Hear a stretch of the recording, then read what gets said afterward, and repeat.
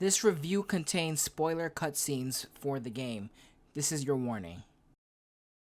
I have been playing Black Myth Wukong for such a long time. It's been 7 days since the game's released, and I've been exploring almost everything about this game and got pretty damn far into the story, and I think I'm ready to make my review. Of course, it being 7 days, I'm obviously gonna lose a lot of viewership because everybody else has made a review, but when I do these things, I like to take my time. I like to really understand what I'm talking about instead of rushing out and putting a review out.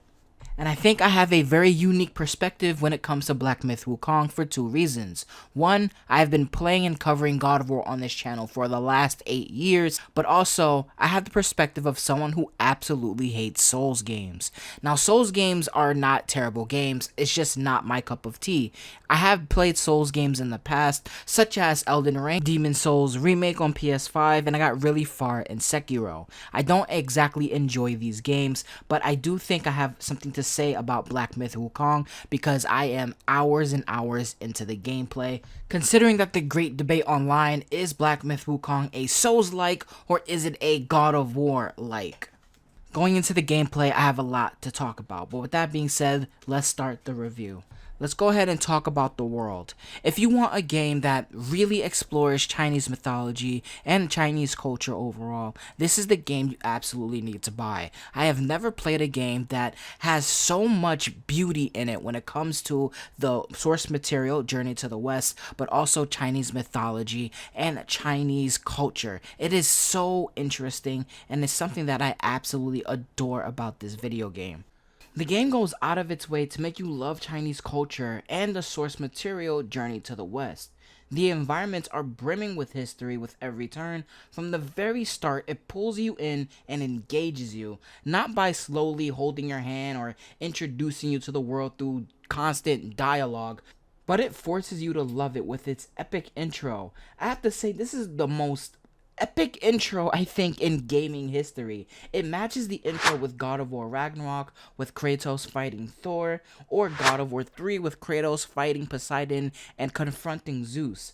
Like, I have to say, I don't know how they pulled this off with 30 people, but it's absolutely incredible and probably one of the best openers in gaming, really. From simply pausing the screen and you seeing the art in the background to the amazing environments of Chapter 1, which that forest with its ray tracing actually looks like a real life place that you're playing in. This game's art and its visual quality, special effects, everything you can see is absolutely beautiful. And I don't know how a indie developer did this that most AAA games cannot even hope to achieve, and it's really spectacular. I give this game's environment and all the visuals a 10 out of 10. It is absolutely amazing, especially for an indie developer. Now, I want to talk about something that's a bit more controversial. This conversation that has existed around Black Myth Wukong before its release. Is it like God of War when it comes to its combat, or is it a Souls-like? Now, I'm gonna be honest with you. I think that the answer lies somewhere in the middle. Gameplay wise, I think it's 100% a Souls-like. Some people may disagree, but let's be real. If it looks like a duck, quacks like a duck, and acts like a duck, it's probably a duck. It's a game that is made to be difficult, that plays like a Souls. It has mechanics of a Souls. And I personally think this game is a Souls. Now, there's people out there like this person who comments on one of my posts. If you're a master at Elden Ring, especially like the DLC, like myself, then this game is beyond easy. And I think this is where the issue is. And there are some YouTubers out there who have played action games over the last 15 years, played every single Souls games out there, and claims that Black Myth Wukong is easy. I don't think that you should be taking the opinions of people who have played these type of games nonstop since the early PS3 era with the Dark Souls series.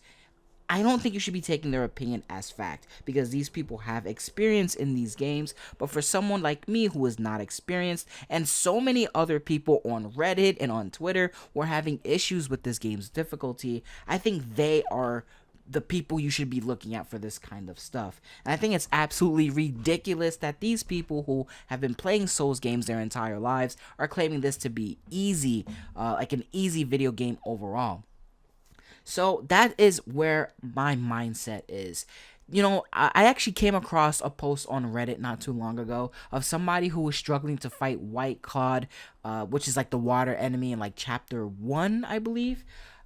They are getting destroyed. It took them 17 hours to beat that enemy. Or an IGN article, which is the first boss in the game, people were getting destroyed nonstop for hours on end. This game is a Souls-like, and I think you should be basing whether you should pay for this game on the fact if you like this type of video game. Now, what's my overall opinion on the gameplay itself? For me, at first, I did not like this game at all. I don't like Souls games because I don't like video games that make me sweat. I like to have fun, but for some reason, this game caught my interest in a whole different way. The story and the world were so compelling, I felt myself needing to continue. But in order to continue with the game, I simply had to get good. So, I decided to keep playing. And again, even though I wasn't a fan, over time, I have to admit, the more I played, the more better I got, the more confident I became. I didn't shy away from optional boss fights or exploration. I fought tooth and nail, died time and time again, spent hours getting frustrated on one single boss, and then when I came out on top, for some reason this game gave me a feeling I haven't experienced in years. I didn't really feel it when playing games like God of War or Stellar Blade or any of these other action games. I felt it here where once I felt like I got good or at a place where I felt very confident going to every single fight, I started to actually love the combat, more so than I did with any game this year. This includes Final Fantasy VII Rebirth, again, Stellar Blade. It just hit me in a type of way I definitely did not expect, especially for a genre like this. And not only did the game reward me in upgrades and new abilities and transformations, but again, I'm a gamer who loves lore behind the game. And every single time you finish a chapter, you get rewarded with this crazy looking cutscene, right? There's a stop motion one, there's a whole animated one that's different from the actual game, and I think it's absolutely brilliant. And I felt not only me getting stronger, but me just learning about the world in a very interesting way. And honestly, I just want to jump back in just so I can complete more challenges, see more lore, see more bosses and their designs, because the boss designs in this game are second to none. I can't remember the last time I played an action game that the boss designs and the things that they say were so goddamn interesting. But there's one aspect of the game that I don't see many other people talking about, and that is the very fluent upgrade system. I'm thinking about making a dedicated video talking about this upgrade system, but for what it is, it's one of the best I think I've ever seen in a video game. Now, when you level up, you get something called a spark, and you can put these sparks into a lot of different areas. You can put it into spells that you've got that use mana. You can go into your transformations and put it there. There are various stances you can upgrade as well with sparks, and of course your martial arts, which is just your basic attacks and things you can do like extra dodging, extra stamina, quality of life things. So you have a lot of choices, and when it comes to builds, you have a lot of builds that you can make. But what I really love about it is when you do this type of stuff in other games where you can reset your character, you're basically paying a resource for that. I remember there are some games that when you want to reset all of your points, they take a few points away. I believe Elden Ring did this. I could be wrong. Or you have to pay like some type of credits that you have in whatever game. You have to actually pay with other resources that you have. But this game says fuck it. Do it as many times as you want. Test out as many builds as you want.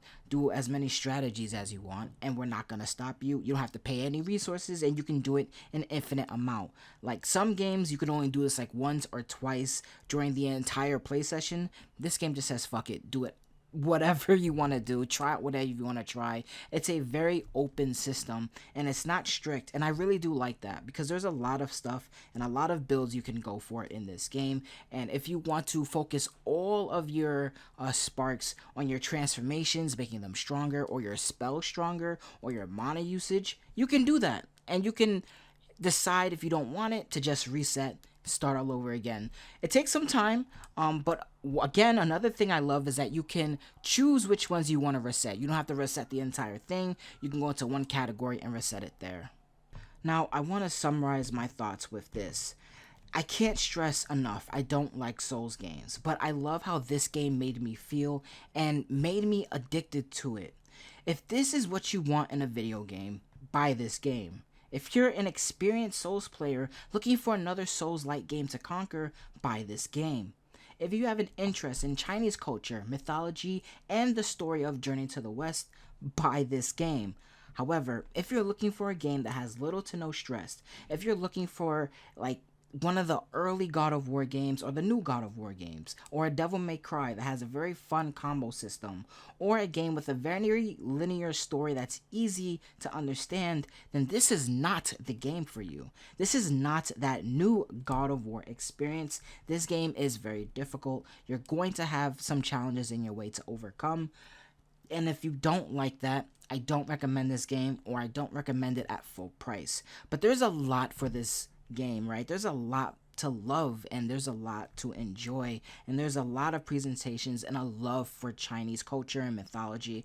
And if any of those things appeal to you in any way, you need to buy this game. This game is very good for what it is. 30 people made this, probably in some storage room, just because they are very passionate about Journey to the West and a story that they really want to tell, and it really shows. AAA games can't get this good, and it's really sad for me to say. But I think I'm going to end the video here.